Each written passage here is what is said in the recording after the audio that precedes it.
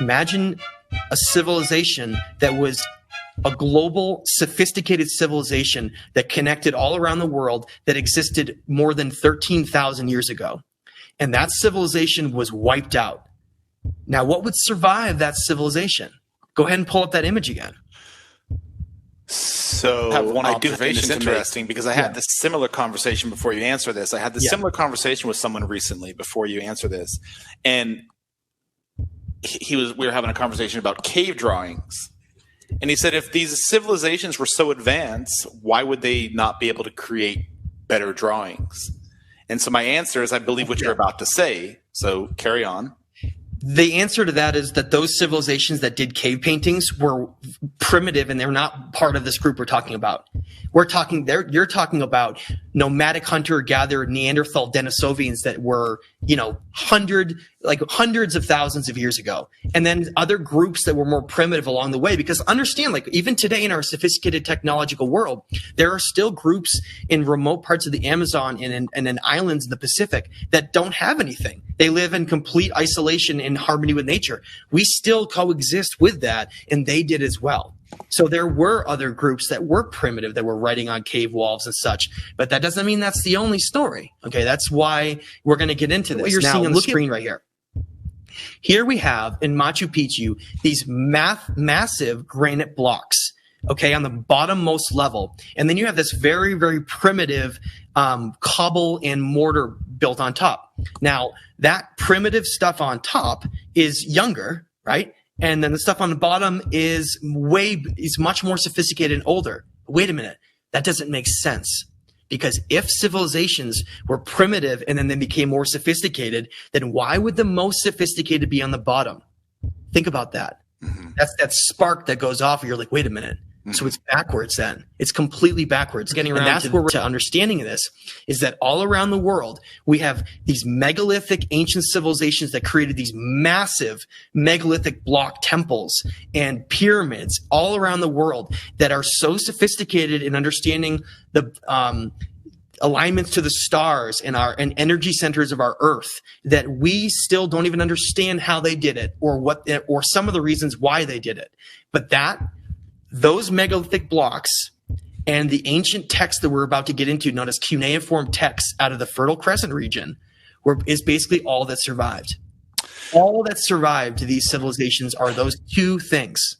So aside from the technology that you're about to talk about, my first observation when I first saw the pyramids of Egypt or any of these stones in all over the world is the fact that they have 90-degree right angles, the fact that they're massive, massive stones that are tonnage in weight, and the fact that the stratification of them, where they sit in these archaeological digs, not only are they beneath some of these more primitive stones that you're just calling out, but they also go depth down architecturally. Like they're not just what you see visually. They're dug into the ground, correct?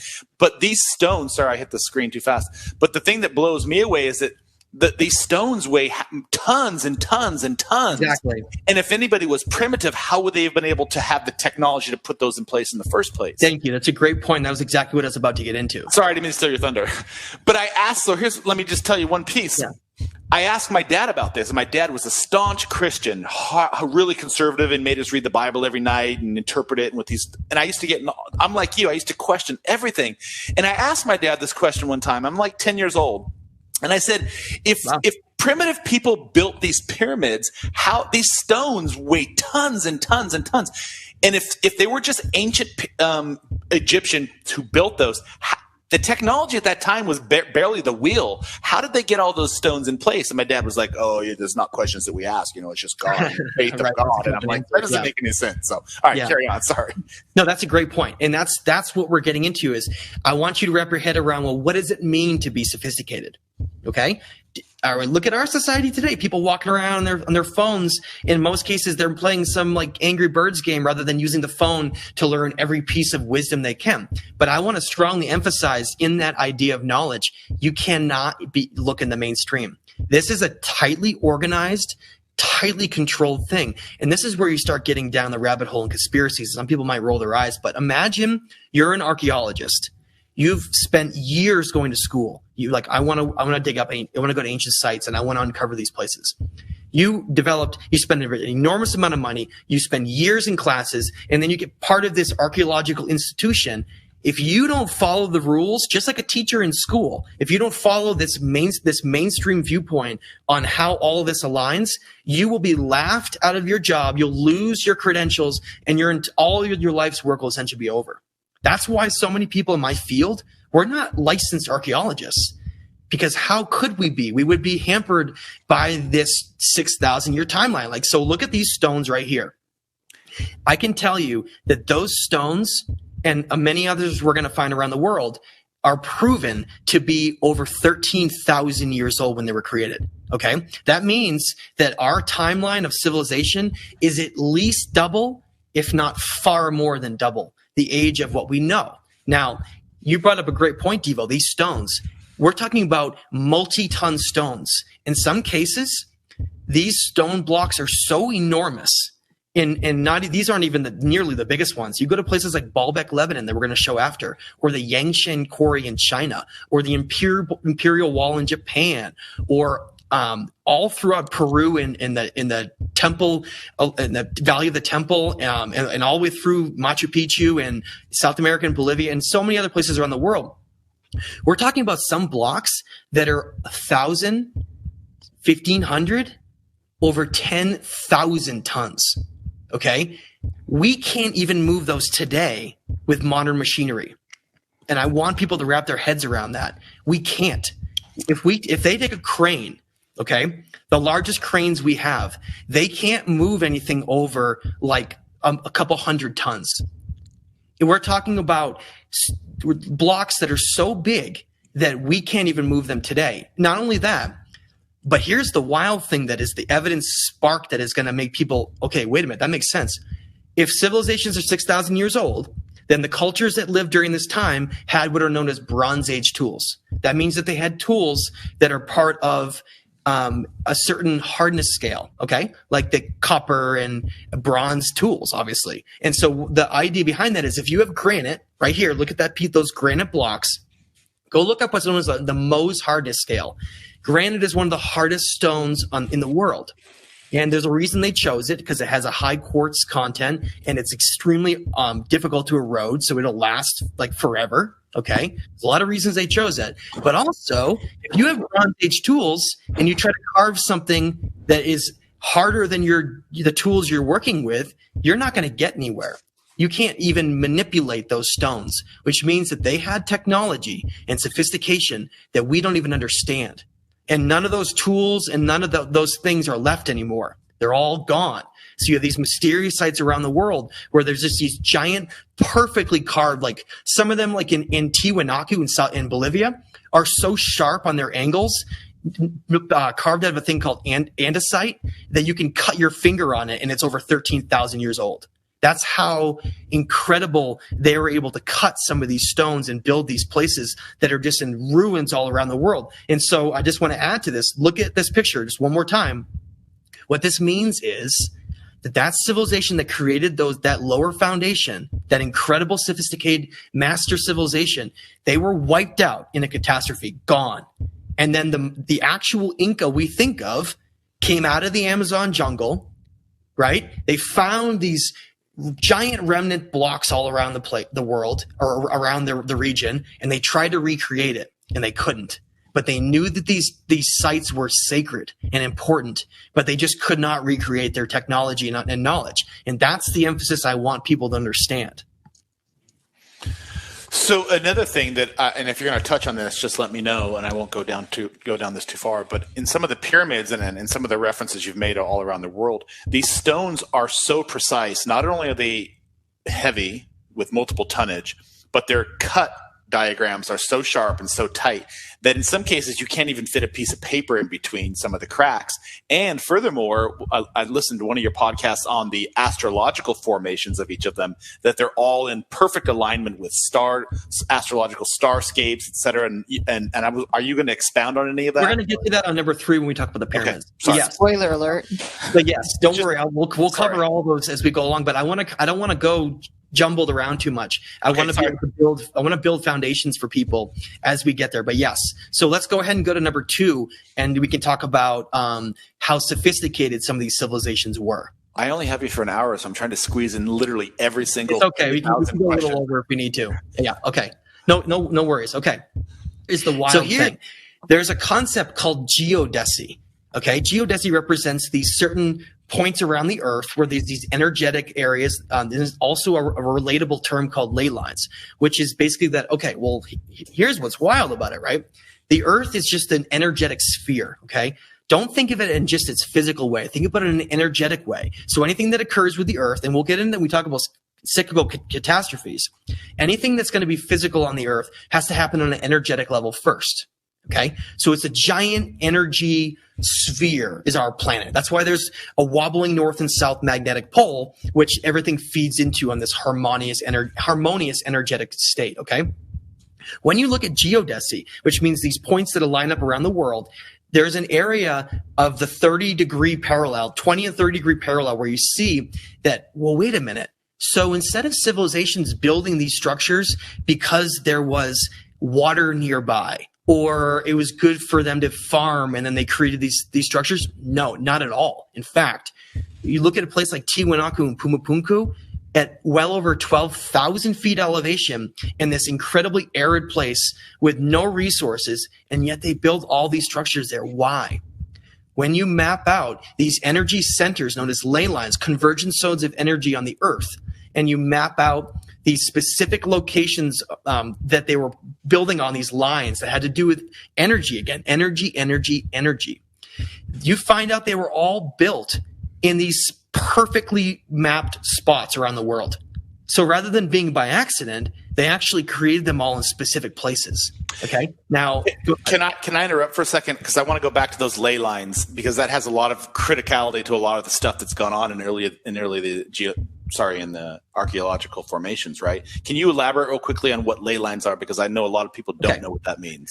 So imagine you have the earth is a sphere and you have a magnetic north and south pole. Okay. And they have this balance of energy. It's called electromagnetic energy that's around the planet. There's energy lines, literally the energy that focuses along these specific lines, and where those energy places converge, that's where you get a ley line. And when those energy convergence areas, you can harness that energy and use it for certain purposes. Okay. And they knew far more about energy in the cosmos and our planet than we ever know right now. Like, that's what I'm saying about their sophistication. Yeah, we may have cell phones and computers and various things like that, but our level of knowledge on these areas is minuscule compared to them. Okay, minuscule. How would you map a ley line then? That's the point. And as we get into the pyramids and we get into this understanding of where these are, how did they know that? How did they know where these places were? They would travel great distances just to build these temples, specifically because of the locations that they're on. So if anyone was to go type in ley line map of the earth right now, and you'll see where these ancient sites are around the world, you see that most of them line up to either ley line convergence zones or geodesy points. Basically, think of the equator as halfway through the earth. Well, you're talking about these parallel lines that relate to energy in other ways, like above or below them. And it has to do with, again, energy of the earth. Now, what we have on the screen is a place that proves, without a doubt, that these civilizations are older than 13,000 years ago. And you're not going to hear this in history books in school at all, because it's very much, it's pseudo-archaeology. Okay, so in 1995, a German archaeologist named Schmidt came into Turkey and found this incredible site up on a hill. Okay. And when they were, by the way, this entire site since 1995 has only been excavated 5% of it. 5%.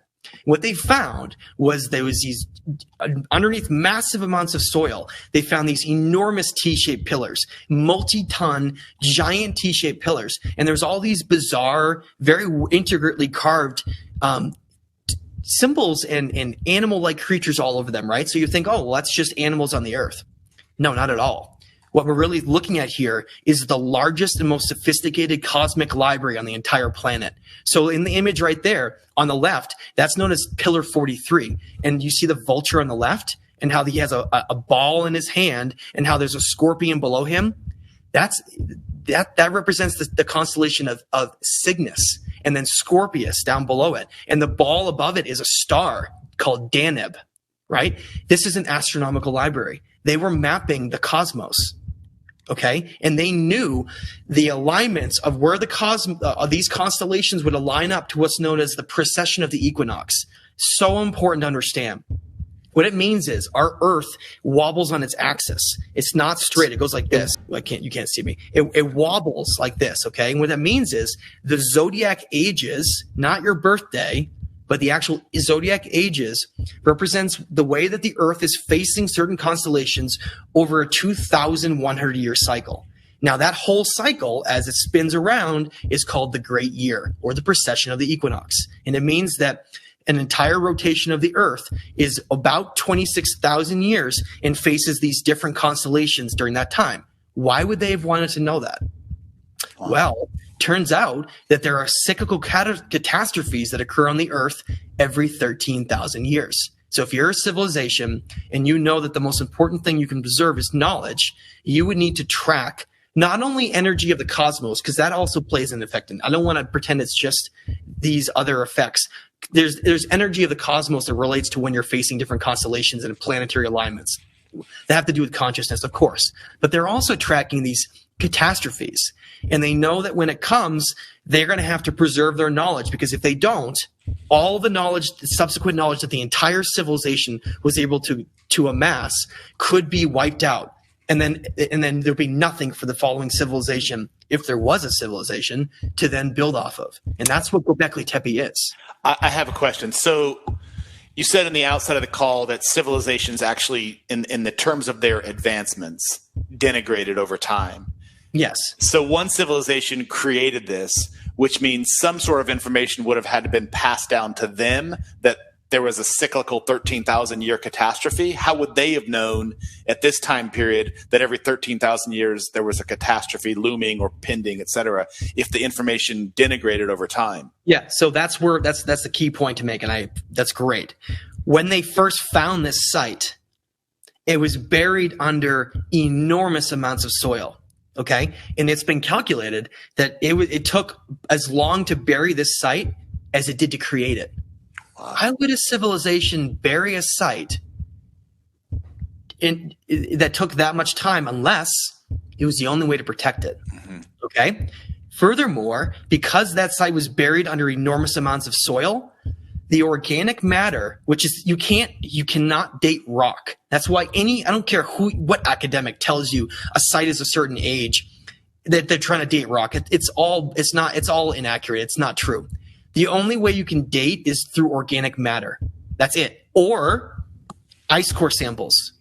That's the only two things you can do. So when this site was buried over by soil and it was all protected, the organic matter, the small little tiny bits of organic matter that were able to stay in the cracks of these giant pillars was able to be preserved. So what did they do? They radiocarbon dated the organic matter in multiple spots, not just one, in multiple different pillars of this site. And they came up with an age that this site was built at least 11,800 years ago. At least.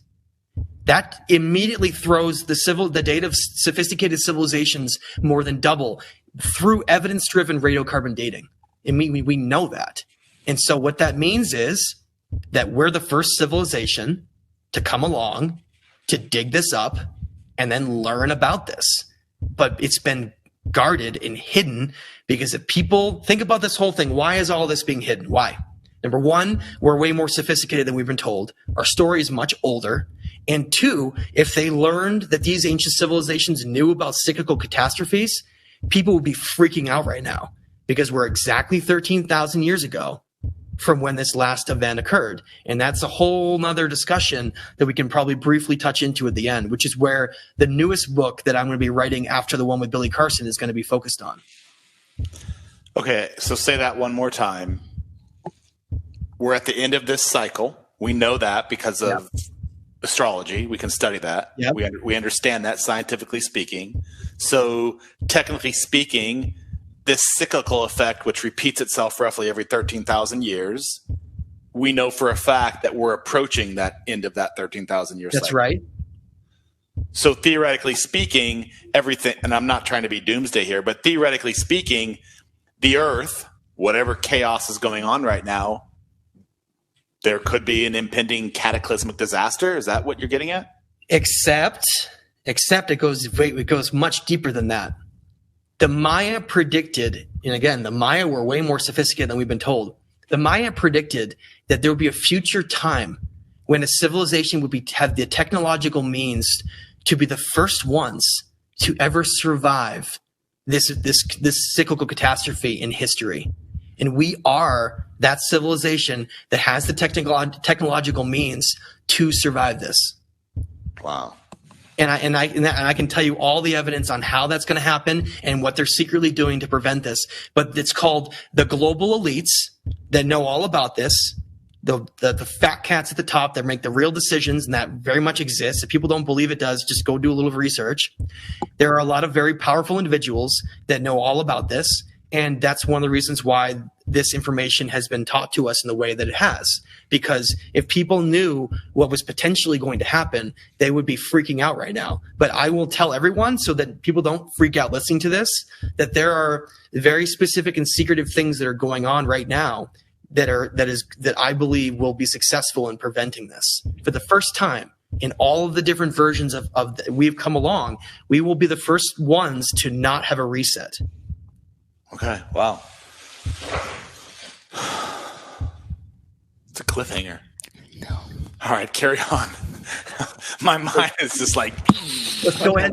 You're going to be up all night, aren't you? We'll be like, yeah, but go ahead and go to number 3 now. Jesus. Apparently didn't have anything to do with this. Is this the right? Okay. You want this one, right? You can go there. Yeah, and don't forget we have to go to the other slide that goes along with it as well. So which one do you want me to do first? This one or the other one? You can start there, and then we'll move over to the other one. So again, I know this is going on, so I'll try to speed it up a little bit. So the Great Pyramids of Giza, right? Some of the most sophisticated and incredible structures on Earth. We're taught in part of that wonderful Rockefeller education system in history books that these were built by the dynastic pharaohs of Egypt, like Khufu, to basically be tombs. Okay. The problem is, and that's like the way they describe them, right? Oh, so these were built built 4,000 years ago, 4,000 or 5,000 years ago to be tombs of these pharaohs, right? And so that's the whole purpose behind them. That's why they were made. So don't ask me more questions, right? The problem is, there's never been a pharaoh ever found in any of these pyramids. Okay. Number 2, there's never been any writings ever found either. When they say that Khufu's name was on a stone block, I want to give you an example about that. Let's say there's a statue that's down the road from here that someone spent a lot of time, this beautiful statue that they made, right? And I go and I spray paint my name on that statue. Matt was here, right? And then thousands of years go by, and then they find that statue. They're like, oh my God, Matt, the great conquering hero, built this statue. Did I build it? Or did I just put some graffiti on it and then they misinterpreted it? That's what they found with Khufu. They found one single area in the Great Pyramid where it mentioned Khufu that someone had a pharaoh had written into a wall, and then they used that as justification that Khufu built the pyramid. Guess what? There's absolutely nothing in that pyramid that has anything to do with a tomb. In fact, it's the very opposite. Those structures are the most sophisticated ancient structures on the entire planet. They compose of 2.3 million stone blocks make up the Great Pyramid with an average weight of 10 tons each. Okay. So if you're thinking right now, imagine a civilization that we're talking like the Egyptians had these slaves with pulleys and these wooden blocks, and they were hauling these in. No.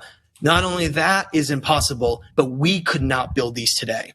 Furthermore, there's specific air shafts that were created above these massive stone blocks that are like 30 feet above these rooms, which we have no idea how they even got those into place. But they're these shafts. They're not air shafts. They're just shafts that point out to the stars that align to specific star constellations. But not only that is they don't line up anymore. So if you take precession of the equinox, like I said, the wobbling of the earth, right? And you put it into a computer and you calculate when the Great Pyramid of Giza, what's known as the King and Queen's Chamber, when did they align to the constellations of what they are? You find out that the King's Chamber aligned to the Orion's belt, which is what those three stars are. It's actually a literal representation of the three belt stars of Orion. That's these big bright stars up above, right? Correct? Yeah. But not only that, but the King's Chamber was aligned to Orion's belt well over 12,000 years ago, potentially even 36,000 years ago. That's how precession works. You have to go back another entire precession, okay? Furthermore, the Queen's Chamber is pointing to Sirius, and you'd have the exact same thing where we know that it's old and we're told because of the alignments of the stars and the Sphinx, the Great Sphinx in front of it, which by the way was recarved. It was never a pharaoh, it was a lion, just so we know. Later on, it was recarved. There's weathering all around what's known as the Sphinx enclosure. And geologists like Robert Schoch and other great minds like John Anthony West have gone in and they've studied the Sphinx enclosure. And instead of wind weathering, it's very clear water weathering, very significant, like torrents of water had washed through on those areas, meaning that had to have been built. If you look at climate records, a time when great amounts of water were around in Egypt. When was that? The same time period that these stars aligned because of the precession of the equinox over 12,000 years ago. So we know, based on all these little pieces, that these civilizations were far more sophisticated and older than we're told. And these structures were built. Now, go ahead and go to that other image to add another layer to this. Before you move on that, so because of this cyclical equinox rotation, these stars, they're not currently in the same alignment than the image you're showing now, correct? No, so this image is actually not literal. What it's depicting is not only were those shafts, the King and Queen's chambers, we'll call them not shafts, chambers, pointing to those specific star constellations at a different time, but the three pyramids of Egypt, the Great Pyramids, were built as a literal representation of the three belt stars of Orion in the heavens, as above, so below.